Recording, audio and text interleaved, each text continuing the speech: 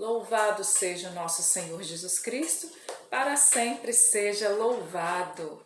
Nós estamos aqui no capítulo 9, então, de Atos dos Apóstolos hoje, para a gente dar continuidade no nosso estudo, na nossa leitura bíblica. Então, hoje, Atos dos Apóstolos, capítulos 9 e 10.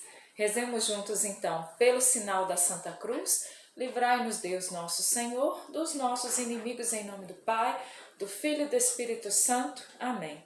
Vinde, Espírito Santo, enchei os corações dos vossos fiéis e acendei neles o fogo do vosso amor. Enviai-nos, ó Pai, o vosso Espírito, e tudo será criado, e renovareis a face da terra. Oremos, ó Deus, que instruíste os corações dos vossos fiéis com a luz do Espírito Santo. Fazei que apreciemos retamente todas as coisas segundo o mesmo Espírito e gozemos sempre de sua consolação por Cristo Senhor nosso. Amém. E que grande presente é para nós hoje começarmos então nesse capítulo 9 de Atos dos Apóstolos, né? Na segunda-feira a gente comemorou na igreja a conversão de São Paulo. E hoje então nós vamos entrar nesse capítulo 9 na conversão de São Paulo, né? Vamos ver então o que a palavra de Deus nos traz. Vamos começar no versículo 1 para a gente entender, né? O que aconteceu. Como nós vimos, né? Desde lá a morte de Estevão, que Paulo então perseguia os cristãos. Enquanto isso, Saulo só respirava ameaças e morte contra os discípulos do Senhor. Apresentou-se aos príncipes dos sacerdotes e pediu-lhe cartas para as sinagogas de Damasco, com o fim de levar presos a Jerusalém todos os homens e mulheres que achasse seguindo essa doutrina. Durante a viagem, estando já perto de Damasco, subitamente o cercou uma luz resplandecente vinda do céu.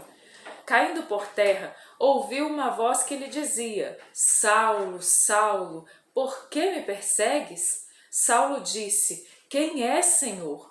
Respondeu ele: Eu sou Jesus a quem tu persegues.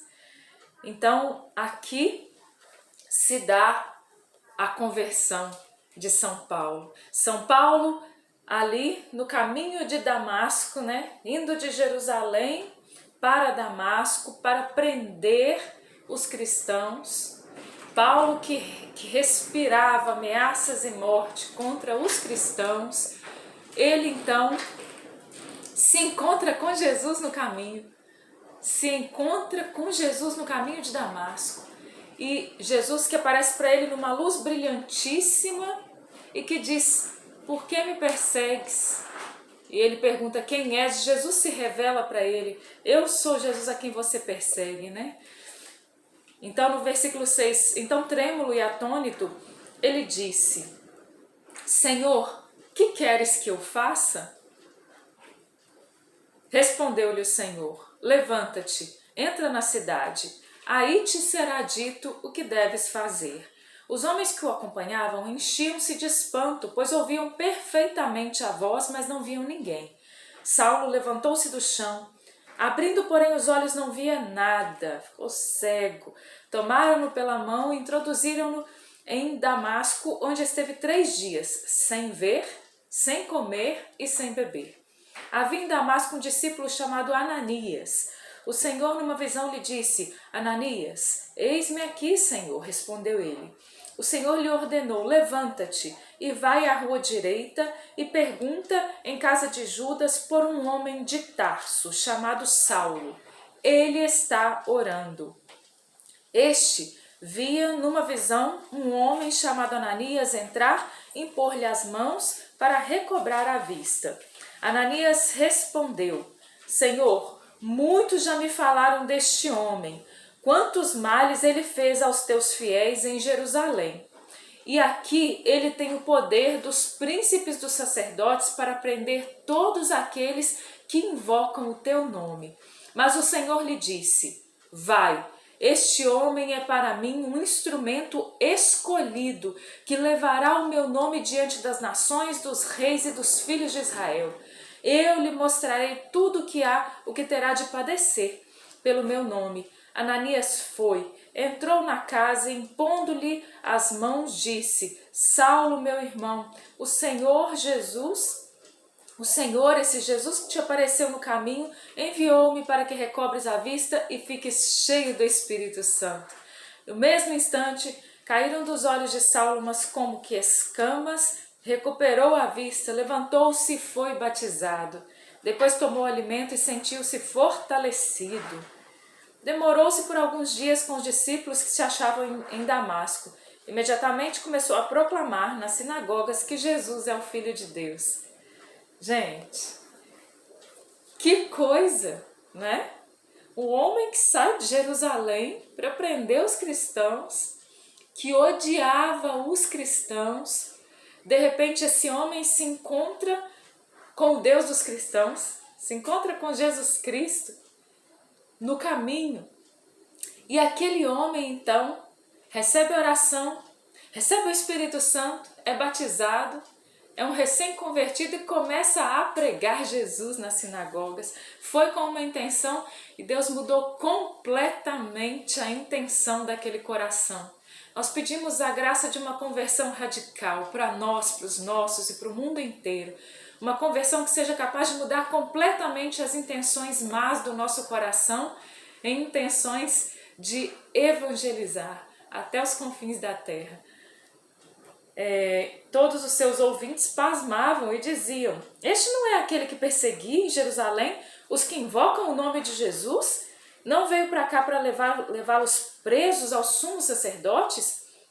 Saulo, porém, sentia crescer o seu poder e confundia os judeus de Damasco, demonstrando que Jesus é o Cristo. Meu Deus, os judeus de Damasco devem ter ficado apavorados mesmo. Decorrido alguns dias, os judeus deliberaram em conselho matá-lo. Essas intenções chegaram ao conhecimento de Saulo. Guardavam eles as portas de dia e de noite para matá-lo. Mas os discípulos, tomando-o de noite, fizeram-no descer pelas muralhas dentro de um cesto. Né? Que a gente já viu em vários filmes isso, é bem legal, eles descendo Saulo, né, dentro de um cesto ali pela muralha. Por quê? Porque a porta estava sendo guardada dia e noite. Se ele passasse por lá, ele morreria. Então descem Saulo através de um cesto pela muralha para que ele possa então fugir de Damasco, continuar a pregar a palavra de Deus, né? Continuar a pregar que Jesus Cristo é o Senhor. Chegando a Jerusalém, tentava ajuntar seus discípulos, mas todos o temiam, não querendo crer que tivesse se tornado discípulo. Então, Barnabé, levando-o consigo, apresentou-o aos apóstolos e contou-lhes como Saulo vira o Senhor no caminho, e que lhe havia falado e como em Damasco pregara com desassombro o nome de Jesus. Daí por diante permaneceu com eles, saindo e entrando de Jerusalém e pregando destemidamente o nome do Senhor. Falava também e discutia com os helenistas, mas estes procuravam matá-lo. Os irmãos, informados disso, acompanharam-no até Cesareia e dali o fizeram partir para Tarso. Maravilha, né? Maravilha. Aqui começa o apostolado de Paulo, né? Paulo, então, que se torna aí apóstolo de Jesus Cristo por vontade de Deus, como ele mesmo vai falar tantas vezes, né? Uma grande graça para a igreja nascente, né? Paulo, um homem fenomenal, um ícone de todos os evangelizadores, um ícone de todos os missionários, né?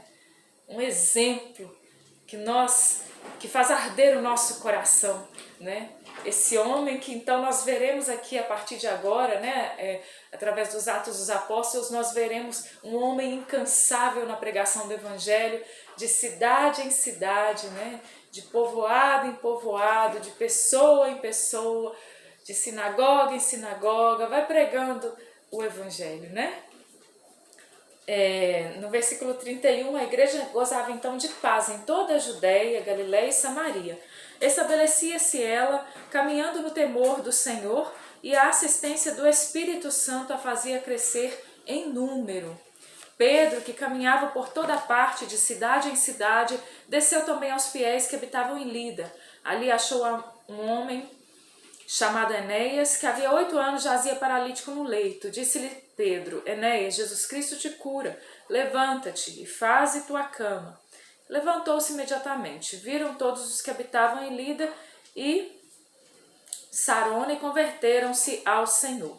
Em Jope havia uma discípula chamada Tabita, em grego Dorcas. Ela era rica em boas obras e esmolas que dava.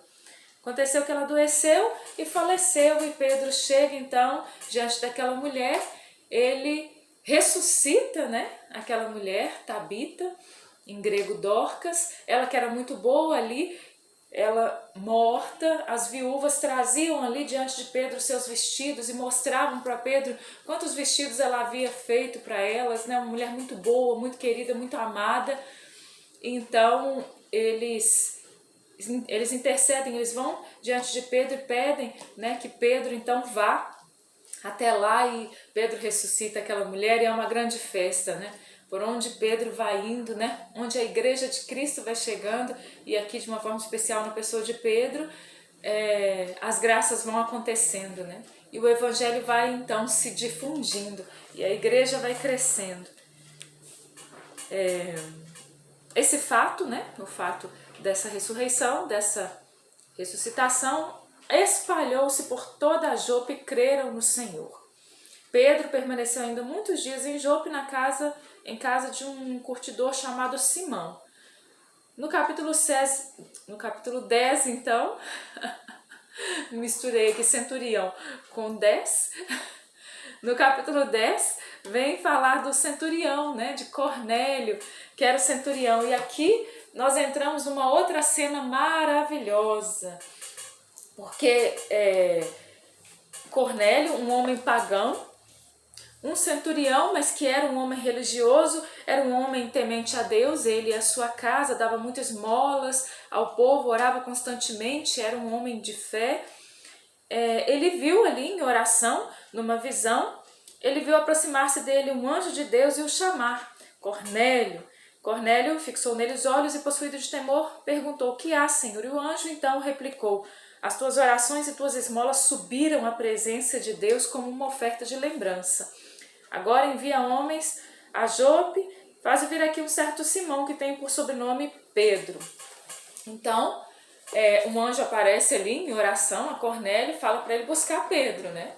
Então, Cornélio manda que busquem Pedro.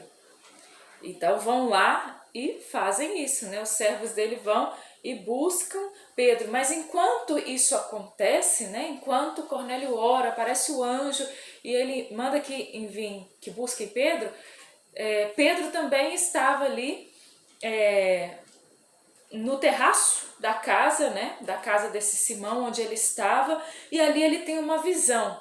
Ali na casa desse Simão ele tem uma visão. Está lá no versículo 11.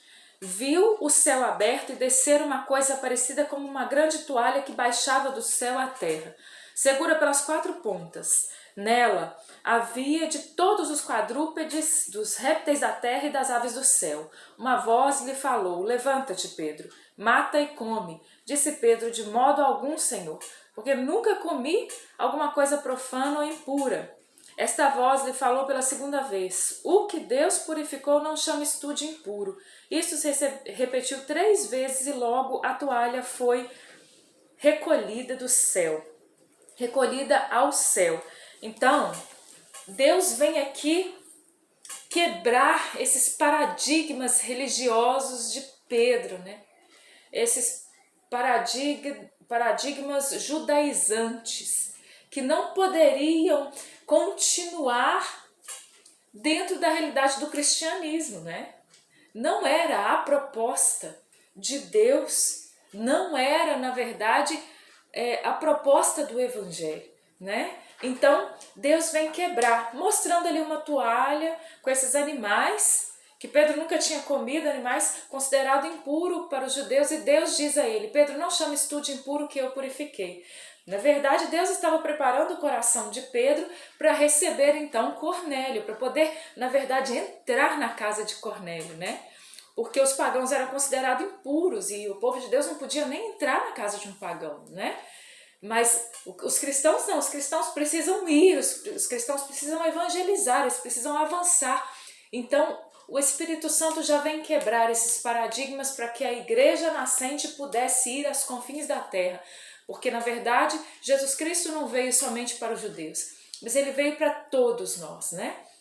Então, diante disso, no versículo 19 diz assim: enquanto Pedro refletia na visão, disse o Espírito: eis aí 3 homens que te procuram. Levanta-te, desce e vai com eles sem hesitar, porque sou eu quem os enviou. Os 3 homens enviados por Cornélio. Pedro, então, os convida a entrar, faz com que eles durmam ali na casa, os hospeda naquela casa, e no outro dia, então, logo cedo, ele vai com aqueles homens à casa de Cornélio, né? Aqueles homens dizem, então, que foi Cornélio que o enviou, e explicam tudo a Pedro. No versículo 24 diz que no outro dia eles chegaram a Cesareia. Cornélio estava esperando, tendo convidado seus parentes e os amigos mais íntimos. Quando Pedro estava a entrar, Cornélio saiu a recebê-lo, prostrou-se aos seus pés para adorá-lo. Pedro então o ergue e diz: não, levanta-te, eu também sou um homem. E falando com ele, entrou e achou ali muitas pessoas que tinham reunido. Pedro então, ele faz uma pregação na casa de Cornélio, né? Pedro anuncia Jesus na casa de Cornélio. E anunciando Jesus na casa de Cornélio, Cornélio ele diz ali o que aconteceu, falou com ele: olha, tem 4 dias que eu estava ali em oração, eu tive essa visão, Deus me mandou te procurar, te trazer aqui, e a gente quer saber o que Deus quer falar com a gente, né? Aí Pedro já sabe: olha, claro, eu já sei o que Deus quer falar com vocês. E anuncia Jesus para aquela família, né? Para aquela casa, para os amigos de Cornélio que estavam ali reunidos. E é muito interessante, porque essa pregação de Pedro, ela não termina, ela não tem um fim. Porque Pedro estava pregando, Pedro estava anunciando Jesus. No meio da pregação de Pedro, o Espírito Santo desce sobre aqueles homens. O Espírito Santo vem, e aqui acontece o grande Pentecostes dos pagãos, né? O Espírito Santo começa a ser derramado de uma forma maravilhosa ali entre pagãos, na casa de Cornélio. Maravilhoso isso.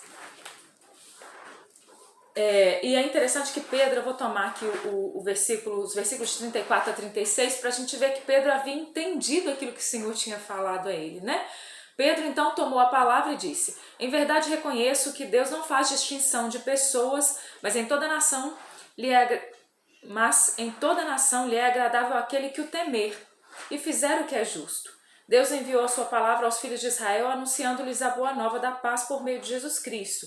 Esse é o Senhor de todos. E aí ele vai discorrendo ali, vai fazendo a sua pregação. Versículo 43. Dele, todos os profetas dão testemunho, anunciando que todos os que nele creem recebem o perdão dos pecados por meio de seu nome. Então nós sabemos que ali estava um povo já de fé, né?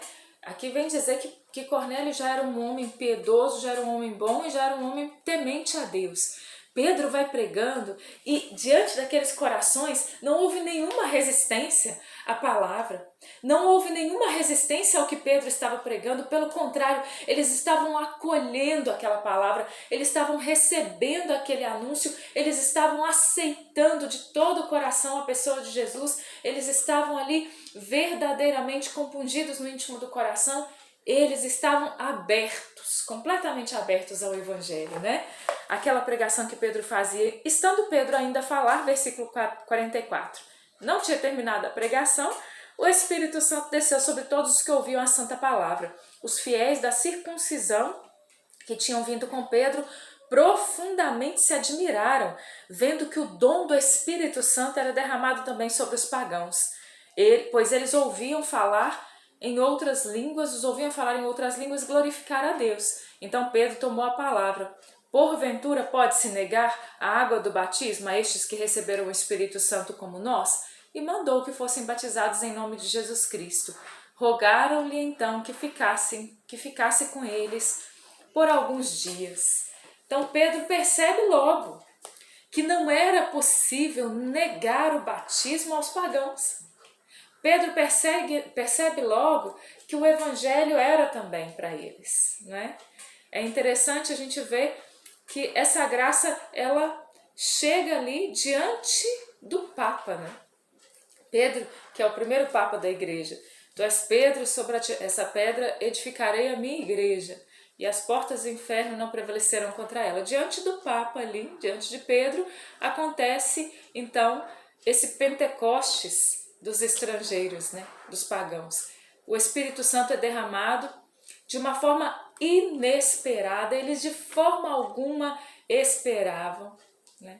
Pedro e ainda mais aqueles que estavam com Pedro não esperavam que o Espírito Santo fosse ser derramado daquela forma, né? No meio da pregação, eles que já haviam entendido ali, tão abertos estavam, já haviam compreendido, já haviam recebido, já haviam acreditado em Jesus Cristo nos seus corações, recebem o dom do Espírito Santo. E começam então a falar em outras línguas, glorificar a Deus, do mesmo jeito que aconteceu com os apóstolos reunidos com Maria Santíssima, né? Lá no cenáculo de Jerusalém. Com aquelas mulheres, aqueles que estavam lá no cenáculo que receberam o Espírito Santo, não foi diferente aqui com Cornélio, com a casa de Cornélio, com a família de Cornélio. Eles se assustam por ver o que tinha acontecido e Pedro diz, não podemos negar o batismo a eles. E eles recebem o batismo.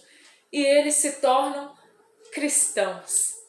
Não mais do povo judeu.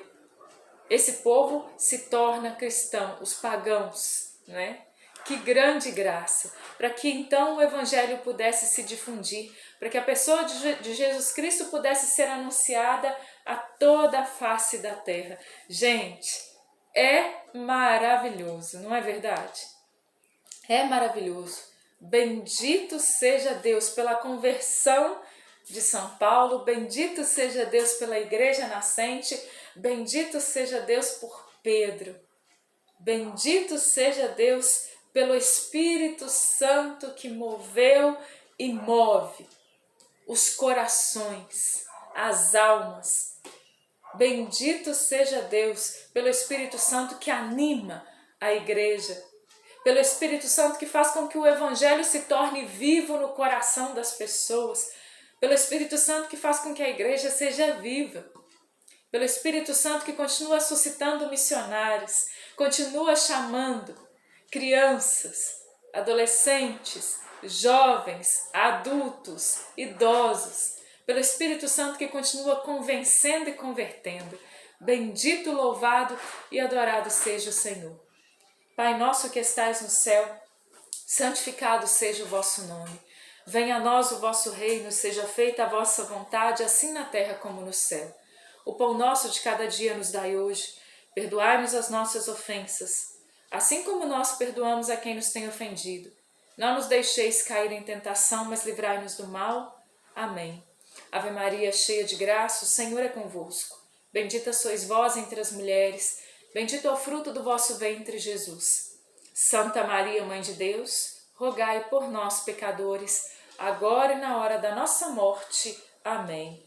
Que a palavra de Deus nos desinstale, que a palavra de Deus nos impulsione e faça de nós missionários e missionárias do reino, discípulos e discípulas missionários, né? Como nos diz o documento de Aparecida, nós somos discípulos missionários. Que o Senhor nos ajude. Em nome do Pai, do Filho e do Espírito Santo. Amém. Louvado seja o nosso Senhor Jesus Cristo, para sempre seja louvado.